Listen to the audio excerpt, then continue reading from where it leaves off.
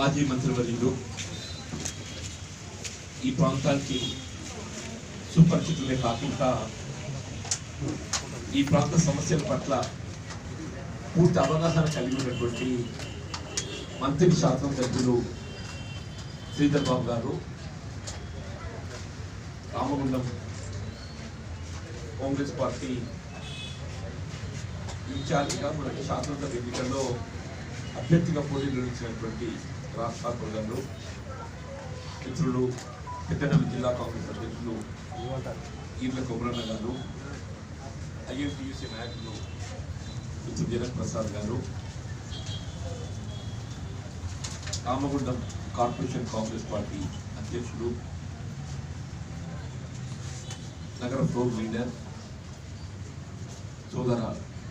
సోదరి కాంగ్రెస్ కార్పొరేటర్స్ కార్యకర్తలు అభిమానులు పాత్రికేయ సోదరులందరికీ ఐఎంపీసీ మిత్రులకు అందరికీ హృదయపూర్వకంగా నమస్కారం చెప్తూ వాస్తవం ఇక్కడ రామగుండం పరిస్థితి మిత్రుడు రాజ్ ఠాకూర్ గారు ఎప్పుడైతే ఆ దృష్టికి తేవడం జరిగిందో కొంత ఆశ్చర్యం కలిగింది. సాధారణంగా సివిక్ కమ్యూనిటీస్ కల్పన ఇది కార్పొరేషన్ బాధ్యత. ఇందులో శాసనసభ్యుడు అనే వారు ఏదైతుందో ఒక పెద్ద మనిషిగా కార్పొరేషన్ స్థాయిలో ఏమైనా అవకాశాలు జరిగితే వాటి సరిచేసే విధంగా, కానీ ఇక్కడ అట్లా కాకుండా ప్రత్యక్షంగా శాసనసభ్యుడే వీళ్ళు నిధుల కేటాయింపులో, అది ఎస్సీ సప్లై నిధుల కేటాయింపులో జోక్యం తీసుకొని ఎస్సీ సప్లై నిధులతో కేవలం దళిత ఆవాసాల్లో మాత్రమే మనం చేపట్టబడేటువంటి కార్యక్రమాలను దళితేతర ఆవాసాల్లో చేపట్టబడే విధంగా ప్రతిపాదించడానికి ఉపయుక్తులు రావడం ఆశ్చర్యం కలిగించింది. చెప్పండి, మిత్రులు చాలా వివరంగా చెప్పారు. ఎక్కడెక్కడ డీవియేషన్ జరిగాయి అనేది చాలా వివరంగా చెప్పడం జరిగింది.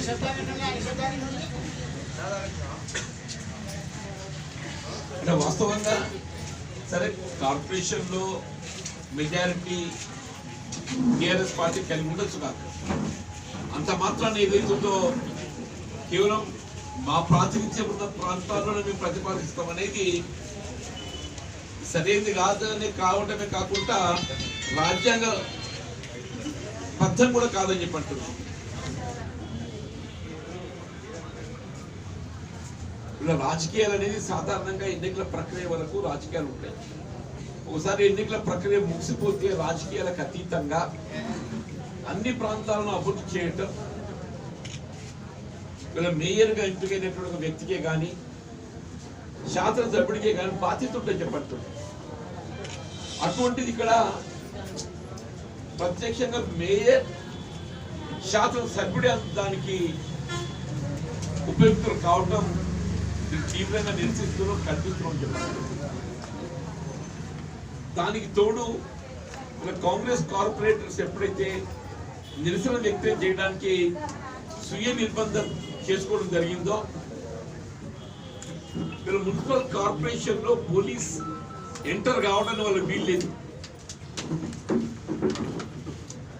మున్సిపల్ ప్రిన్సెస్ వెళ్ళి బయటకు వచ్చిన తర్వాత మాత్రమే వాళ్ళు జోక్యం చేసుకోగలుగుతారు. అది అర్ధరాత్రి దాటిన తర్వాత మహిళా కార్పొరేటర్స్ ను మహిళా పోలీస్ లేకుండా నిర్బంధించడం,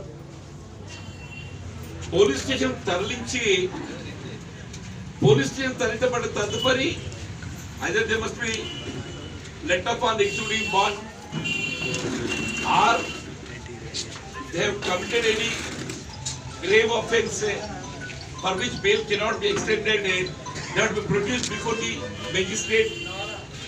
ఆ విధంగా కాకుండా ఏదైతుందో అర్ధరాత్రి మొత్తం నగరమంతా తిప్పి జనావాసాలు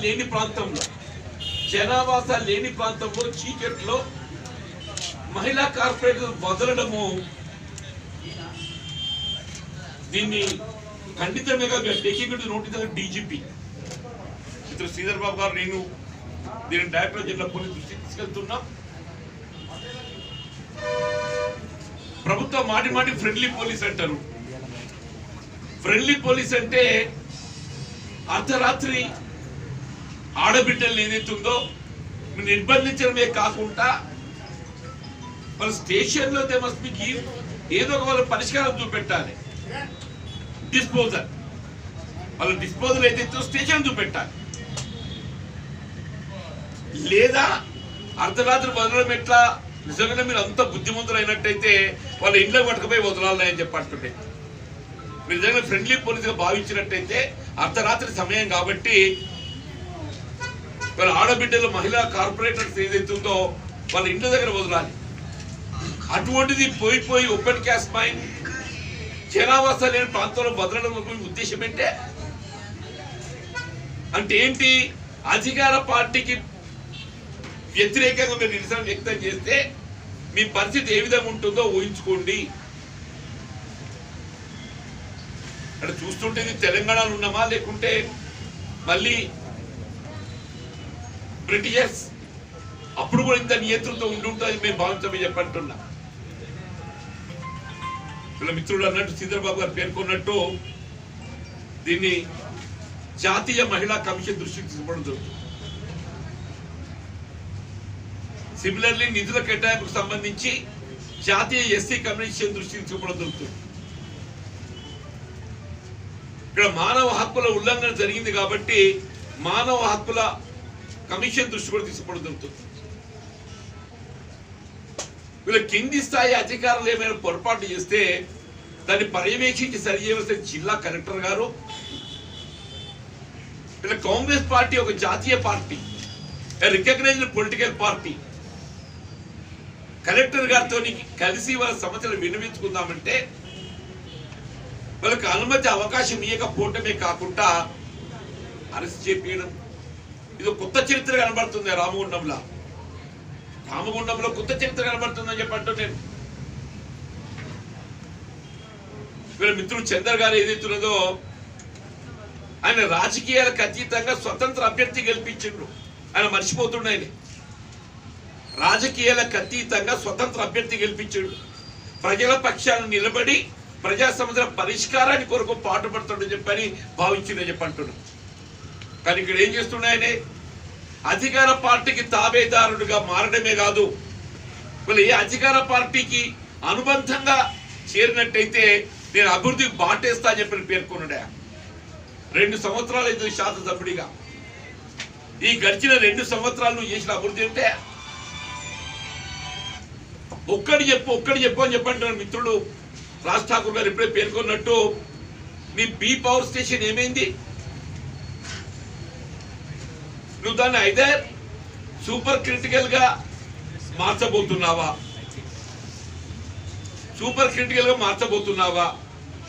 ఆ సబ్ క్రిటికల్ కొనసాగించబోతున్నావా? దేని మస్ట్ బి సమ్ క్లారిటీ. మాటికి హెచ్చరికగా ఏదైతుందో ఇది ఉంటుందా ఊడుతుందా? ఇలా కార్మికులు ఏదైతుందో అభద్రతకు లోనవుతుంది. తెలంగాణ రాష్ట్రం ఏర్పడిన తదుపరి భద్రాద్రి పవర్ ప్రాజెక్ట్ ఏదైతున్నదో సబ్ క్రిటికల్ నెలకొల్పడం జరిగింది. తెలంగాణ రాష్ట్రం ఏర్పడిన తదుపరి దిస్ ఈస్ కంటిన్యూస్, ఇది కొనసాగుతున్నటువంటి ఒక ప్లాంట్.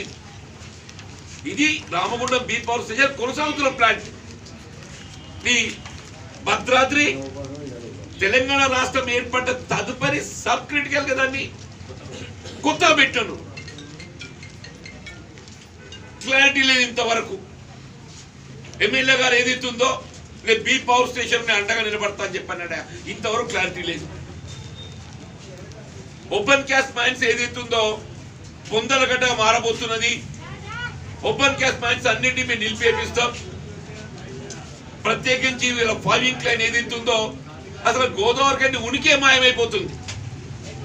వీళ్ళ మీ ఫార్మింగ్ లైన్ ఓపెన్ క్యాస్ట్ ఏదైతుందో గోదావరి కని పారిశ్రామిక ప్రాంతం ఉనికే కోల్పోబోతుందని చెప్పి అంటున్నా. మరి ఎమ్మెల్యే గారి ఆలోచన ఏంటి? నువ్వు కార్మికుల పక్షాన్ని నిలబడుతున్నావా, పెట్టుబడిదారుల పక్షాన్ని నిలబడుతున్నావా? నువ్వు కార్మికుల పక్షాన్ని నిలబడ్డవాడు అయినట్టయితే ఈ ఓపెన్ క్యాస్ట్ మైన్ ఏదైతే గోదావరికని ఉనికి కోల్పోబోతున్నదో దాన్ని తక్షణమే నిలిపేపి అని చెప్పండి. ఇవాళ నువ్వు ఏదైతే ఉందో యువరాజు కేటీఆర్కి అత్యంత సన్నిహితుడు నువ్వు పేర్కొంటూ భావిస్తావు అంత మొత్తం రాజ్యమే ఆయనది నడుతుంది కేటీఆర్ది. ఈ మందం జయంతిలో నువ్వెందుకు మరి అధికార పార్టీకి అనుబంధంగా మారటం?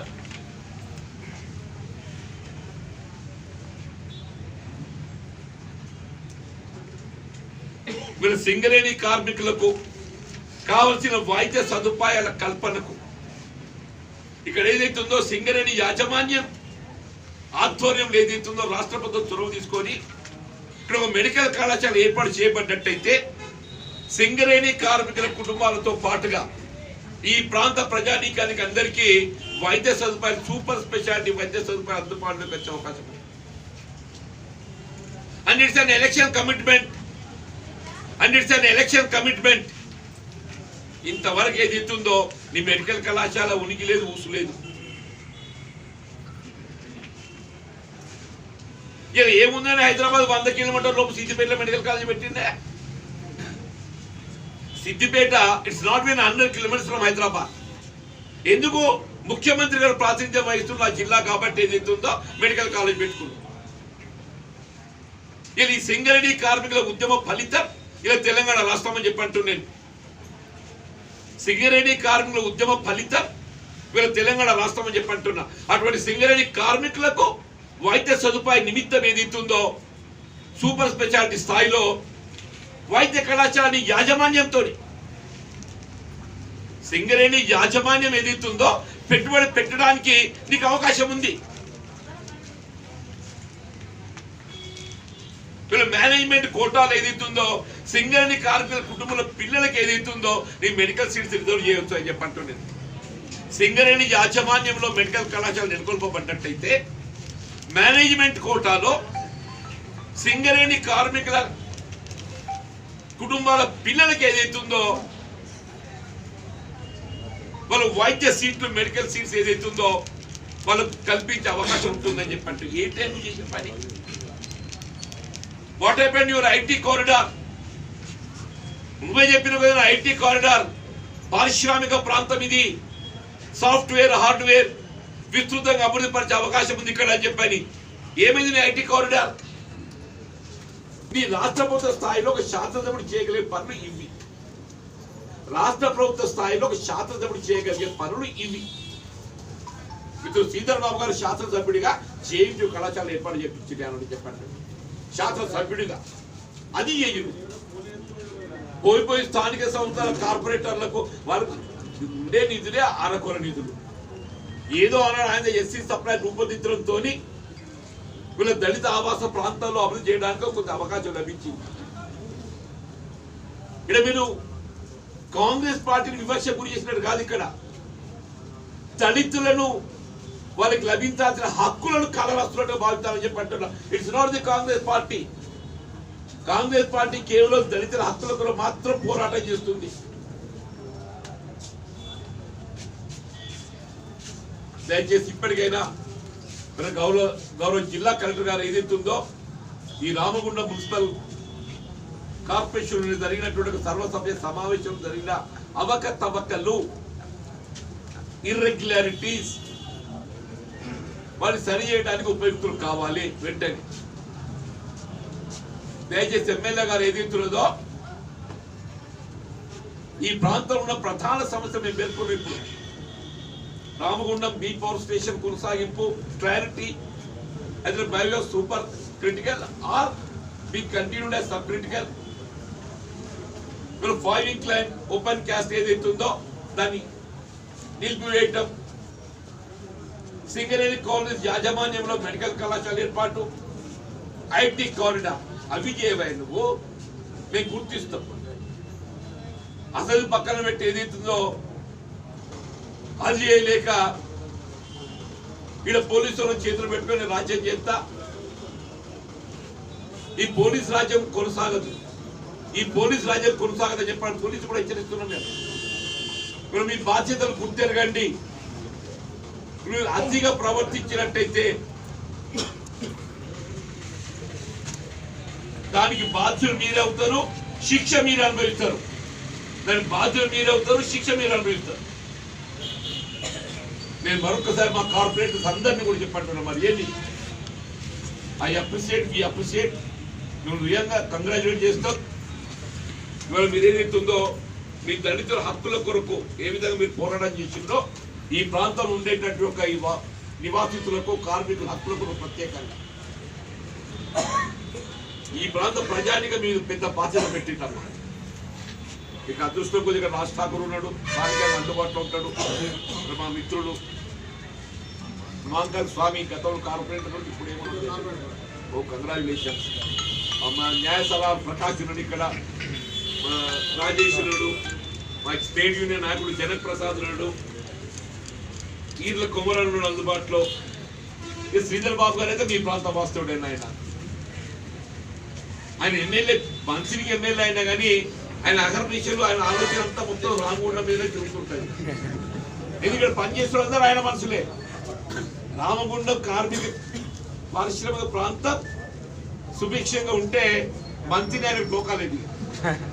కాబట్టి దాన్ని క్షేమంగా చూసుకోవడం వారి బాధ్యత భావిస్తారు. కాబట్టి శ్రీధర్ బాబు గారు ఉంటారు ఇక్కడ, అప్పుడప్పుడు చుట్టూ నేను కూడా వస్తాను.